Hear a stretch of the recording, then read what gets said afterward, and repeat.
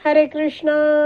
श्रीमद भगवद्गीता जशी आहे तशी अध्याय 14वा अध्यायाचं नाव आहे गुणत्रय विभाग योग. 6व्या श्लोकाचं तात्पर्य दुसऱ्या पॅरेग्राफच्या शेवटून 3ऱ्या ओळीपासून वाचायला सुरू करत आहोत. सुरू करण्याआधी श्रील प्रभुपादांना प्रार्थना करूया. हे श्रील प्रभुपाद, आम्ही भगवद्गीता हा ग्रंथ वाचून समजून घेण्याचा प्रयत्न करीत आहोत. त्यासाठी आम्हाला आशीर्वाद द्या. धन्यवाद प्रभुपाद. पुन्हा पुन्हा सत्वगुणी मनुष्य तत्ववेत्ता, वैज्ञानिक इत्यादी बनू शकतो आणि पुन्हा जन्म मृत्यूच्या दुस्तर चक्रामध्ये त्याला भटकावे लागते. परंतु मायाजनित मोहामुळे मनुष्याला वाटते की हेच जीवन सुखकारक आहे. तर असा हा व्यक्ती सतोगुणातला व्यक्ती आहे. तो आणखीन सतोगुणी कर्म करतो आणि त्यामुळे त्याला सुख मिळत जातं आणि तो आपल्या सत्वगुणी कर्माच्या फळांना उपभोगण्यासाठी नवीन सत्वगुणी शरीर प्राप्त करतो.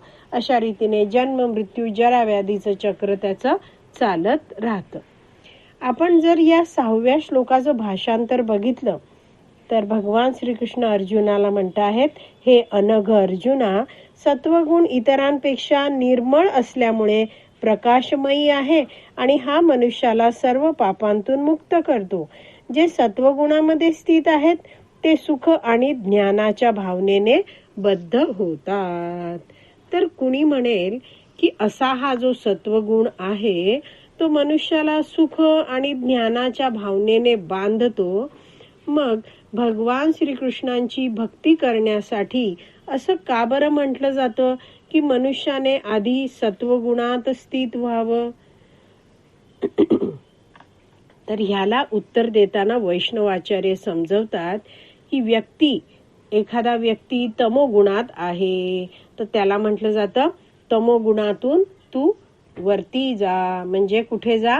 प्रगत हो आणि रजोगुणात ये. कुणी रजोगुणात आहे तर त्याला म्हटलं जातं प्रगती कर आणि सतोगुणात ये.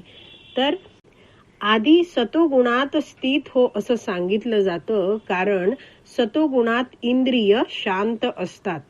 सतोगुणातल्या व्यक्तीला अधिकृत गुरुशिष्य परंपरेतून वैदिक शास्त्रानुसार योग्य असं मार्गदर्शन जर मिळत राहिलं तर तो व्यक्ती कृष्ण भक्तीमध्ये दृढपणे भक्तिमय सेवा करायला लागतो आणि पुढे त्याची आणखीन प्रगती होत जाते. तर व्यक्तीला कृष्ण भक्तीमध्ये प्रगती करायला हा जो सतोगुण आहे तो सहाय्यक बनतो. सकाळी लवकर उठणे, रात्री वेळेवर झोपणे. तर अशी जेव्हा जीवनामध्ये नियमितता येते तेव्हा नियमाने वागल्यामुळे व्यक्तीमध्ये सतोगुणाची वाढ होते. व्यक्ती ज्ञान जाणू लागतो. जे आध्यात्मिक ज्ञान आहे, जे तत्वज्ञान आहे, जे फिलॉसॉफी आहे ती त्याला समजायला लागते. आपण आपल्या जीवनात बघू शकतो, अगदी भक्तीच्या सुरुवातीला आपण जे प्रवचन ऐकायचो त्यातलं तत्वज्ञान आपल्याला खूप कठीण वाटायचं. पण जसजसं आपण नियमितपणे श्रवण करत राहिलो, भक्तिमय सेवा सुरू ठेवली, जप करत राहिलो, तसतसं आपल्यामधला आता सतोगुण आहे तो वाढत चालला आहे आणि त्यामुळे हे भक्तीतलं तत्वज्ञान आपल्याला थोडं थोडं समजायला पण लागलं आहे. तर अशा रीतीने आपल्याला भक्तीमध्ये सतोगुणात यायला सांगितलं जातं. तर 6वा श्लोक आपण समजून घेण्याचा प्रयत्न केला आहे. आज इथेच विराम देऊया.